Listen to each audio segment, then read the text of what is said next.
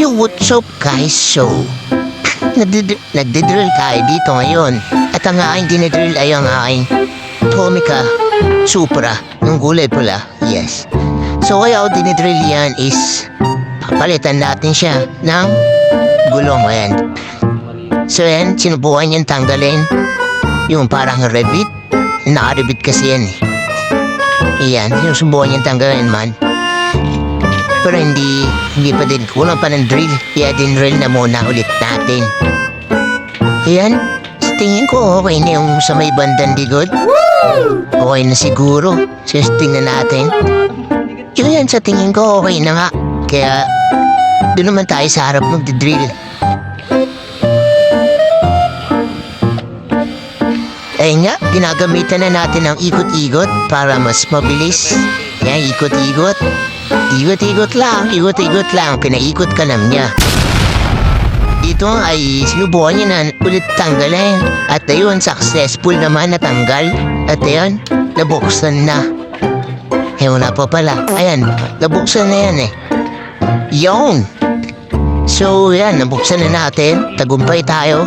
Kaya ito yung lumang gulong. Tapos kabit na natin yung bago. Yan, ang pinagkaiba niyan yung luma kasi is plastic. Then yan, may rubber. So yan, yung body ng ating Supra. Kabit niyan sa likod. Ayan na, kabit naman sa harap. Yun, okay na. Yan, tapos babalik na ulit natin.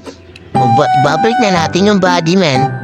Kasi wala na, babalik na natin talaga kasi kailangan, di ba? Yan, okay na. Kabit ka na, nahihirapan pa siya dito. Nahihirapan pa yan, pero yan, okay na.